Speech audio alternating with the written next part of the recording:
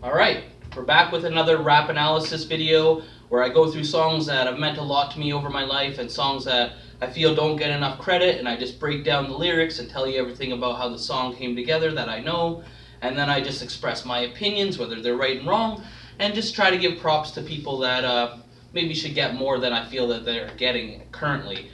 So the next song I chose was called Do You Know? It was by the rapper Fiend featuring Mystikal and Master P, and it was off of Fiend's second album, There's One in Every Family, which was released on May 5th, 1998.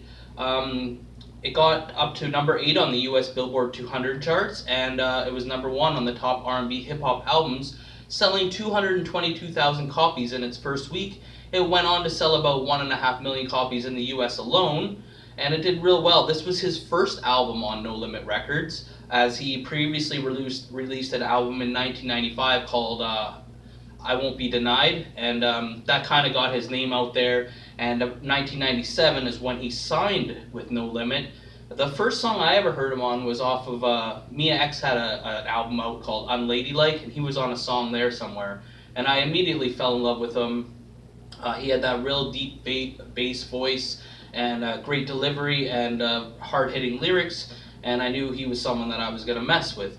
And back then, 1998, when the album came out, I was 16, and I would buy, growing up in Canada on an island, you basically heard about things from the magazines. Like, I didn't have no MTV or nothing like that, and so the Source and Double XL and whatnot, those kind of things, was my gateway. And then once you got into one person's CD, you heard of other artists, or you could look inside the booklet there and they would show you other albums coming out. So by this time I was really hooked on No Limit, and I would buy every CD that came out. There was a few R&B ones that I didn't buy, but all the rap ones I would buy. I had quite a good collection back in the day. And so when I seen this one start to be advertised, I was really excited for it. So when it finally, a lot of times these smaller albums wouldn't even come up into the town where I grew up, Campbell River, so we would have to travel to like Nanaimo, BC, or Victoria or Vancouver, to the bigger cities to get them, and that's when I would stock up on all the ones I've been waiting to get.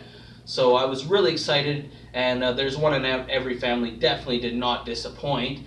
And this song that I chose, Do You Know, was track number 3 off this album, and it was produced by KLC by Beats by the Pound. If you don't know KLC or Beats by the Pound, you really should. They are legendary producers. They, in my opinion, still do not get enough credit for how amazing they were. They produced a majority of the beats coming out of No Limit Camp at that time, and man, like, for every song that got criticized for not having good lyrics on No Limit, or poor rap skills, or whatever the case, I've heard that, back in the days, always being on allhiphop.com. I didn't hear too many complaining about any of the beats, but Fiend and Mystikal definitely delivered here, and gave you everything they had on this track.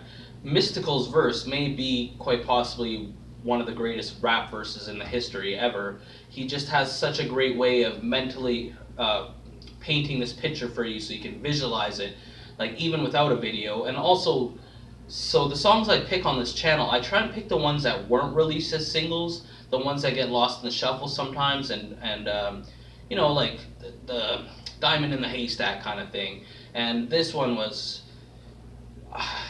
one of the better songs ever put out. I'm surprised they didn't make a video for this one, but that's fine. You can still find the song on YouTube and whatnot. And it's funny, if you go through the comments on YouTube, a lot of people will mention the funny little intro at the beginning that Master P made. He's talking to one of his hustling homies, and he's like, "Hey, Ducky, you sure you're ready to move up?" And he's like, "Yeah, P, I can work this whole key."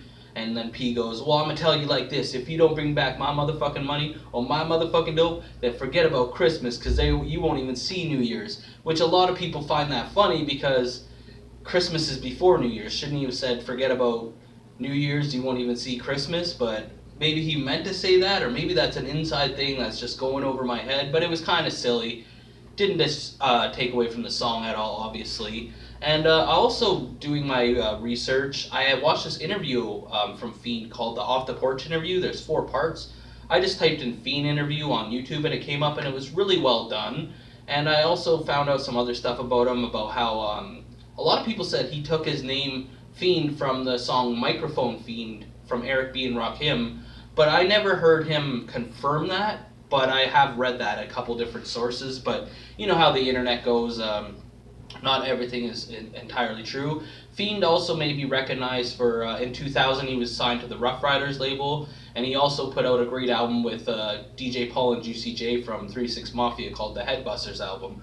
He's also done a lot of songwriting and hooks and producing, most notably for like Jadakiss and C Murder. He's done some beats for. So Fiend definitely should get more credit. He's been around a long time. He's still doing his thing to this day. And if you're gonna start with a Fiend song, this could be a good one to start you off to get you to know him. So the song starts out with Mystikal, and now I'm obviously reading it. I don't have the same energy, and I don't have the beat behind me that Mystikal does, but I still feel you can appreciate it for what it is.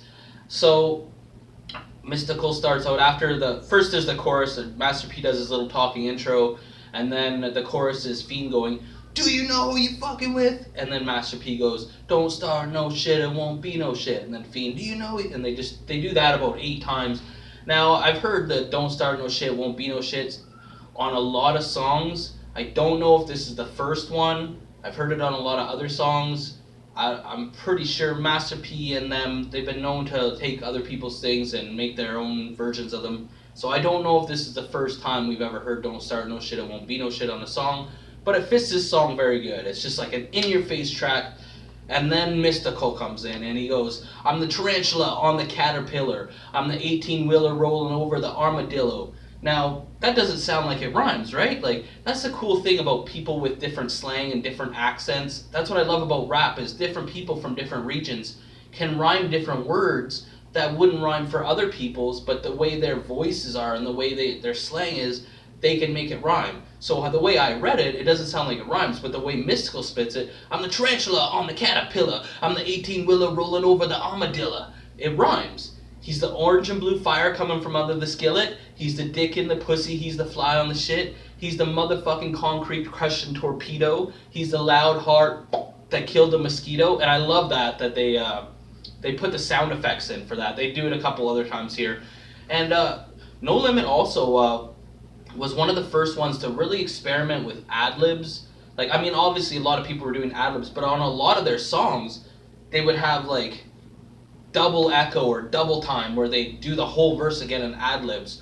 But in this one, you basically just have Fiend in the background going, "Do you know?" And so he's a motherfucking concrete crushing torpedo. He's the loud heart that killed the mosquito. He's the little ass red ant dragging the beetle. Homie, remember when you was, or homie, remember him when you was shooting up? He was that needle. When you coughing, he's that that comes from your chest.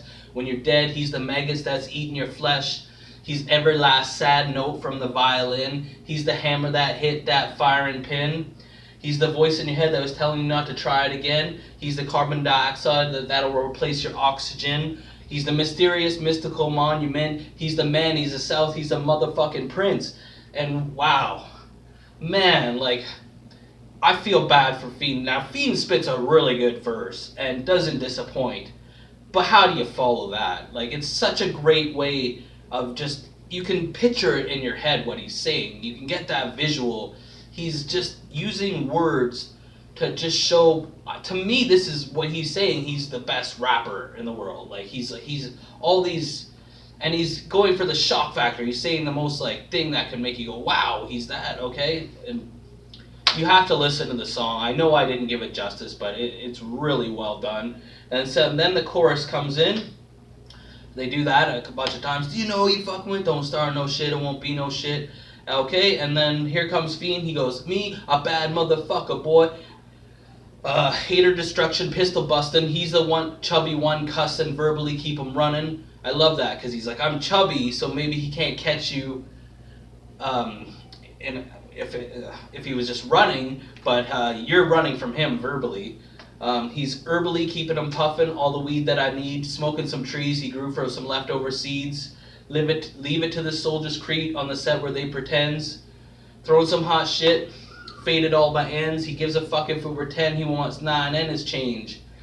Doing strange things behind mine and my change. He's a bad man, let it be known to any cop. Use a 10 and many Glocks and got plenty in stock. If anything, that tank hot, that paper keeps us heated, completed, can't deplete it, and penicillin can't defeat it. Now, wow. And he does that with his trademark flow, and he just has that tough voice, and it really delivers here. And it's a quick song. Like, the song is only like I think it's like 2 minutes and 50 seconds, but the two verses are not that long. It's just a quick song. It makes you want to hit replay right away because it's just like, what? It's over, and you're just like, what just happened there? Like 2 minutes. Wow, like to me, I would just blow my mind. Wow, that changed my life. I remember back when before I was old enough to get trained to be a professional wrestler. I would use this song when I was like play wrestling with my friends in the backyard. I've used this song a couple of times as my entrance theme. And speaking of wrestling, actually, one of the most infamous wrestlers in the world, New Jack, who's got a lot of controversy surrounding him over the years from ECW, he used this song as a theme song on a few occasions, including in one of these infamous YouTube videos where it's like a tag team match. It's New Jack and some guy in a pool hall, and they're beating the crap out of these two guys, and this song plays during the entire match, and something went wrong, and I think they were mad about the name or something. They stole their old tag team name or something like that, and they did a number on these boys. But it's a very viral video on YouTube. You can check it up. I can't remember what I put. I think I just put New Jack Incident, and it's one of the first ones that comes up. But yeah, he used this song on a few occasions, and please go check it out.